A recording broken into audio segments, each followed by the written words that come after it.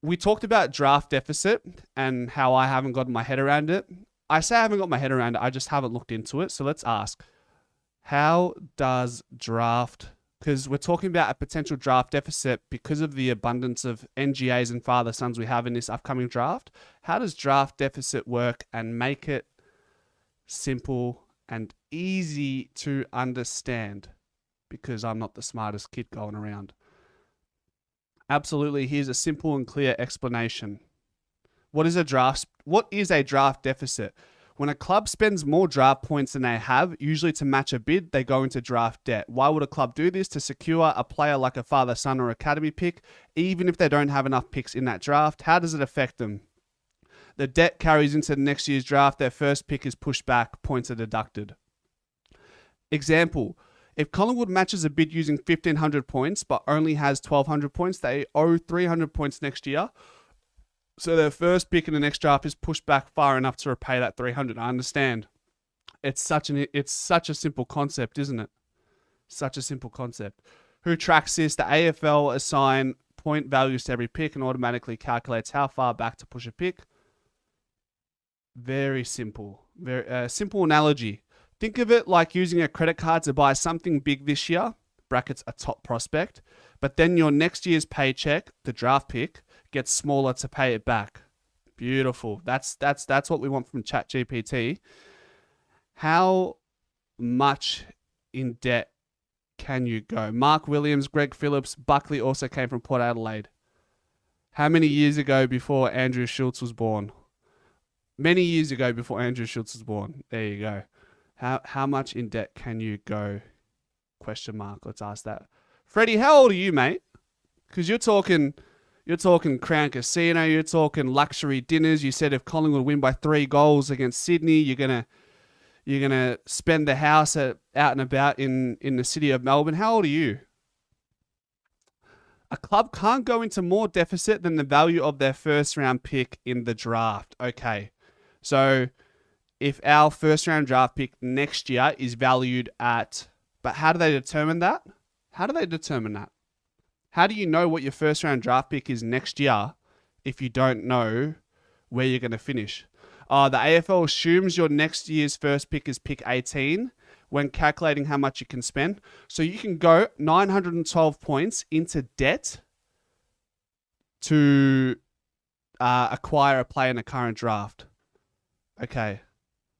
If your actual pick ends up higher than expected, so say pick 5 instead of pick 18, you'll pay the debt back from that better pick and still lose more value than you thought. Risky. For example, if Collingwood went 800 points into debt, the AFL will push their next year's first pick back by however many picks it takes to repay those 800 points. Want me to run a Collingwood scenario using real pick values? Yes, please. Let's find out. Diesel will get compensation if Brazil leaves, likely to be a first round pick, given how, depending on the length of contract and the value. Okay, so for example, this is an example for this year. Say Collingwood aims to match a father-son bid or an academy player selected at pick 10, which could very well be Thomas McGuan or Zach McCarthy from the Chargers. We know pick 10 is valued at 1,395 points. They're using a 20% discount. Just bear in mind that the analogy. Just bear in mind, actually, let's tell them, just so you know, the discount for father-son is only 10% now. All right, let's see. They're going to redo their... Okay. Example. So under the new system, if a club wants to match a bid for a player selected at pick 10, they need to accumulate 1,255 points deducted. That's 10% cheaper than the initial 1,395 points.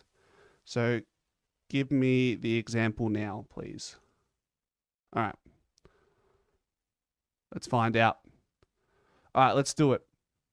So let's just say a bid comes in at pick 10 for Thomas McGuan.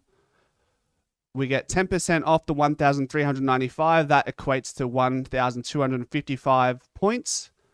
Collingwood's available picks, say we have pick 47, pick 50, and pick 56. That's a total of 278 points. That means we would have to incur a 977 point deficit. Okay, so we go into debt and we go into minus 977 points in the draft value index. So going into 2026, say we finish mid-ladder, and originally the pick is sitting at pick 12 or finishing around somewhere around mid-ladder. It's worth 1,268 points.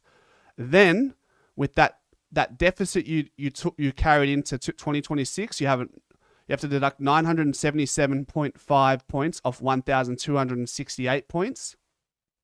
The new pick then becomes roughly pick 25/26, which is worth about 290, 300 points depending on a draft order.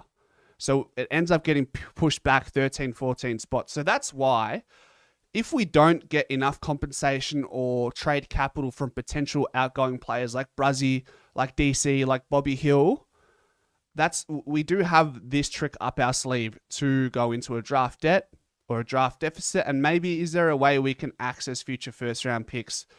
You do have to use 2 first round picks every 4 years. We've already used our last 2 first round draft picks in trade scenarios.